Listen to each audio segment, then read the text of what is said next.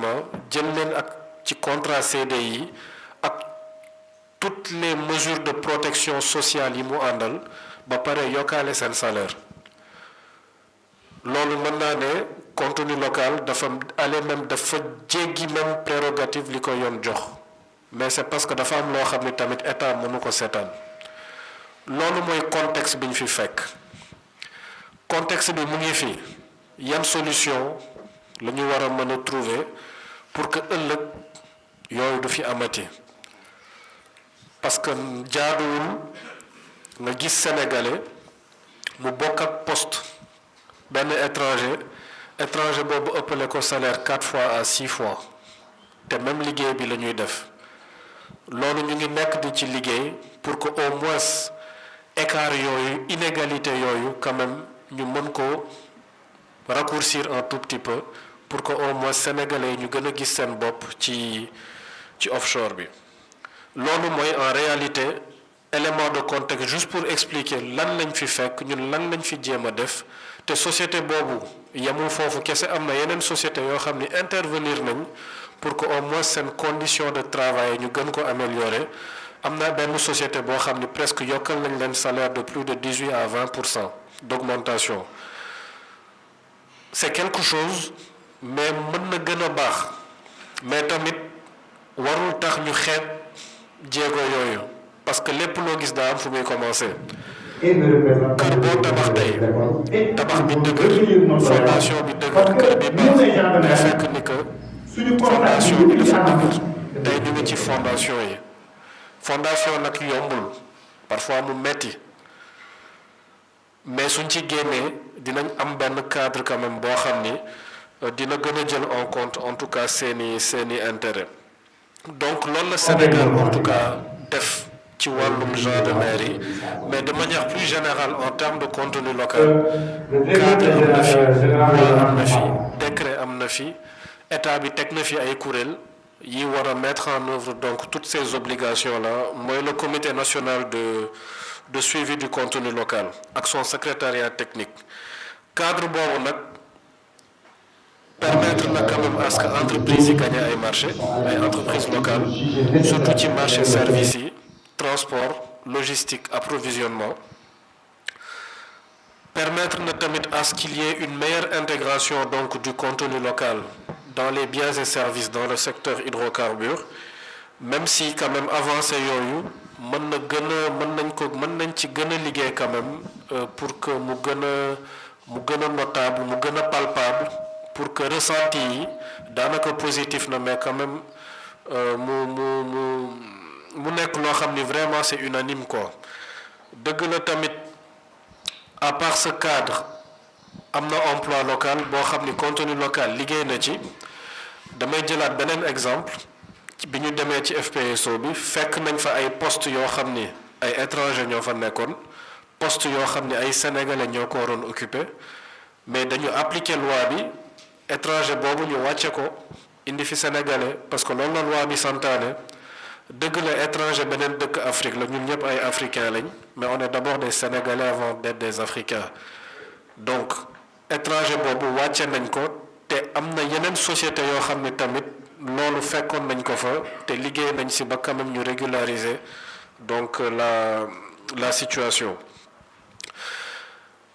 nekkuma nag dina contenu local macha allah à 100% parce que parfois du ñàkk coow lu bëri du ñàkk wax bi bëri du ñàkk tamit critiques yi am mais dañu jàpp ni que rek bépp critique bu sénégalais def am na droit def ko parce que dafa bëgg affaire yi baax su affaire yi waree baax nag ñun dañuy dinañ déglu parfois nag dëgg la critique yi du neex mais au moins l'essentiel c'est d'être attentif d'être à l'écoute parce que structure bu ñu ko tënkee surtout structure u état ci wàllum pétrole wala gaz nga xam ne ay ressources stratégiques la constitution ne les ressources naturelles appartiennent au peuple kon ku nekk am nga ci wàll donc képp koo xam ne tamit am na ni mu ko gisee am na droit joxe kàddoom ci loolu te état tamit service public la service public nag servir intérêt général mooy sa mission principale donc intérêt général boobu nag administré yi ku nekk am na ci wàllam ku nekk am na donc li mu ciy wax léegi vraiment tamit benn aspect boo xam ni contenu local vraiment mu ngi liggéey ci employabilité bi mais tamit modifier ko changer ko modifier ko changer ko pour que quand même contenu local ni mu nekkee une réalité mu gën a nekk une réalité donc sur toute la chaîne de valeur pétrolière et gazière parce que malgré cadre bi am tey am na quand même ay constats ñu def constat yi nag mooy on note toujours cette faible présence des équipages locaux ci plateforme pétrolière yi. Il y a également cet accès qui est restreint au niveau des embarquements. Je pense que DG Faye wax na ko si mais aussi ñu war a xoolaat adéquation formation yi ñuy def ak besoin secteur bi loolu moo gën a am solo loolu moo gën a critique ci lu ñuy liggéey tey parce que contenu local préférence nationale la préférence nationale mooy bépp sénégalais bu am entreprise wala bu war a liggéey ci secteur bi moom la ñuy prioriser mais pour que nga liggéey foog nga mën liggéey bi soo ko mënul état bi war a jël ay matuwaay pour former la ba nga mën ko donc formation boobu muy état muy acteur privé foog ñu comprendre déjà secteur bi xam secteur bi ni mu toogee xam secteur bi ni ñu ko tënkee xam secteur bi lan mooy enjeu yi xam secteur bi tamit yan opportunité lay offrir aux employés xam tamit ñun li ñu am mais tamit li ñu manqué ci wàllum compétence pour que ñu mën jël ay action yoo xam ne dina nekk en adéquation ak li secteur bi bëgg am na je pense que SG moo ko wax wala je ne sais plus qui ñëpp a bëgg embarquer ñëpp a bëgg dem offshore tey suñ leen waxoon ni plateforme FPSO Sangomar bi c'est pas plus de 215 personnes maximum ñi intervenir ci plateforme bi ci OIM bi ba ci poste bi gën a suufee poste technicien yi y a 212 personnes maximum parce que FPSO soo ko indee da nga am ay nombre de lal yu ñu limité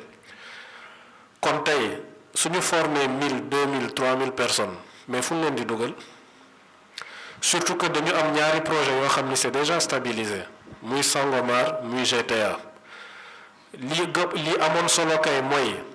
pour que insertion bi gën a yomb projet yi Sénégal gën a bëri bu ñu am ñaari projet kese mais ñu am 4 5 ba 6 parce que loolu mooy créer volume loolu mooy créer activité loolu mooy créer le besoin donc su ñu amee ñaari projet yoo xam ne FPSO yi ñu ngi fii commencé nañ production tout est déjà stabilisé moo tax au-delà de la formation que nous faisons on doit aussi nous assurer que ñi ñuy former derrière seen insertion dina yomb parce que dara gënul quand même metti nga former nit ba pare amul foo koy dugal moo tax ñu war a bàyyi xel adéquation formation yi ak li secteur bi soxla parce que projet pétrolier ak gazier c'est des projets cycliques ay cycle la y a une durée limitée bépp liggéey bu ñuy santaane dafa am benn durée limitée muy service muy fabrication muy construction muy approvisionnement muy logistique même les prestations de services intellectuels lépp dafa am durée donc former c'est bien mais adéquation formation yi ak besoin réel secteur bi c'est aussi très important mais autre chose aussi il faut que bala ngay former nga am la cartographie des métiers nga am la cartographie des compétences disponibles et des compétences qui ne sont pas disponibles loolu suppose que ngeen ñu war a def lu ñu woowee audit des capacités locales audit boo xam ne njëkk nañ ko def bi ñuy tënk loi contenu local parce que c'est important ñu ñëwaat ci contexte bi ñuy tënk loi bi en 2019 soo leen seetloo entre 2019 bi ñu jëlee loi bi ak décret yi presque 2 ans jàll na parce que premier décret yi ñu ngi koy jël en 2020 2021 lu tax 2 ans yooyu jàll ñaari at yooyu c'est parce que loi bi jël nañ ko mais décret yi ñoo ko war a mettre en œuvre mais pour que nga mettre ko en œuvre dafa am yenn aspect yoo xam ni c'est fondamental état bi xam fu ñu toll ci wàllum niveau de maturation du tissu industriel local moo tax ñu def audit des capacités locales pour xam entreprise yi est-ce que pare nañ pour dugg ci secteur bi est-ce que am nañ toutes les certifications est-ce que seen matériel seen équipement adéquat na par rapport ak normes ak standards yi ñuy xaar ci secteur bi est-ce que main-d'œuvre locale bi tamit pare na pour emploi qualifié yi mais aussi pour emploi non qualifié yi loolu yëpp moo permettre à ce que ñu jël décret classification activité pétrolière et gazière pour que ñu xam chaque activité lan la sénégalais yi mën lan la sénégalais yi mën mais ci kaw ñu lëkkaloo ak partenaires étrangers ak lan la sénégalais yi mënul mais état bi su tënkee loolu tamit day concentré wu ci lan la sénégalais yi mënul pour yéegal seen compétence moo tax ñu créer le fonds d'appui au développement du contenu local fonds boobu mooy permettre ñu financer les formations les capacitations pour faire monter en compétence les entreprises locales sur toute la chaîne de valeur pétrolière et gazière pour que ñu permettre leen ñu mën a faire face à la concurrence des entreprises internationales fonds boobu moo permettre à ce que ñu njëkk def la formation tàggat bi ñu def en 2023 formation boobu moo ñu permettre ñu financer certains métiers enfin certaines certifications pardon yoo xam ni sénégalais yi soxla nañ ko muy BOSIET je pense que loolu c'est le problème de beaucoup de gens de mer yu war a yëg ci plateforme yi mais aussi certaines formations par rapport ak les travaux en hauteur les formations en anglais technique yooyu yëpp c'est des aspects en fait jël nañ ko en compte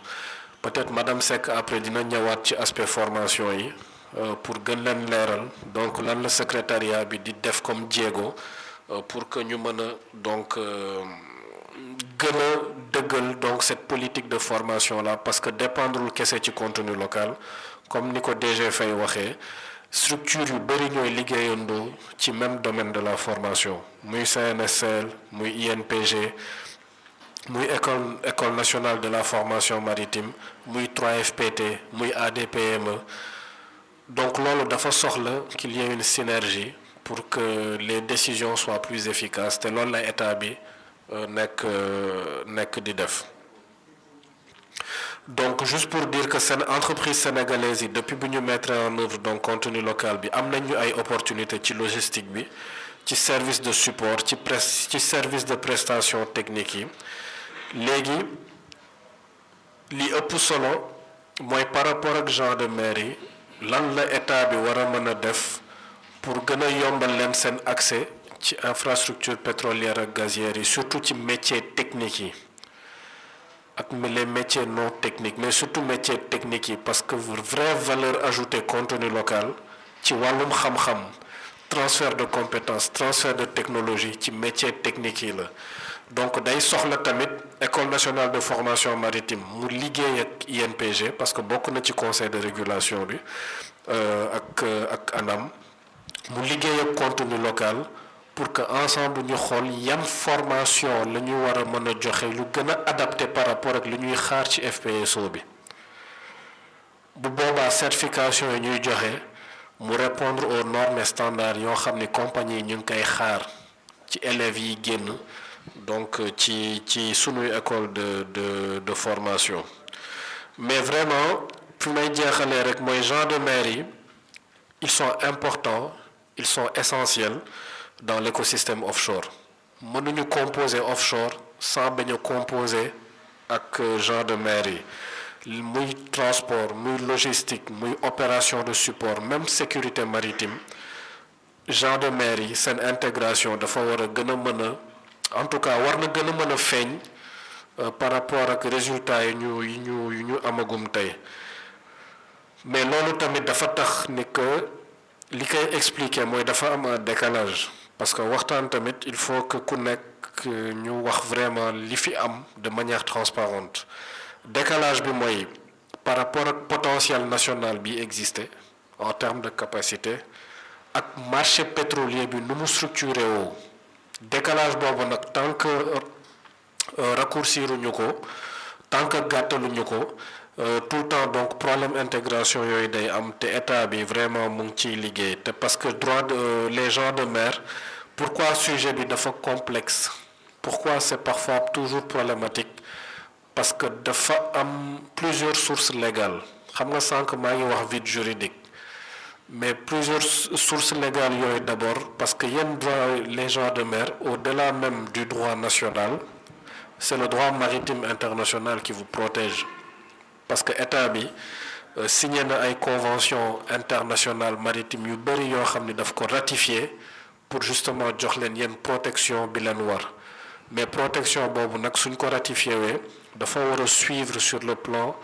transposition de la norme au niveau national te loolu je pense que war nañ ci mën a gën a liggéey pour que ñu gën a mën jël en compte donc statut gens de mer yi leurs conditions de navigation d'exploitation et les règles liées au pavillon et à l'immatriculation des navires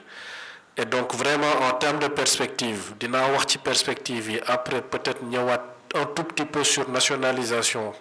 navires yi parce que c'est important que ñu comprendre le processus qui a été entamé ñu comprendre tamit problématique yi ci nekk en ce qui concerne donc perspective yi man gëm naa ni après 5 ans am na ay avancées am na ay réussites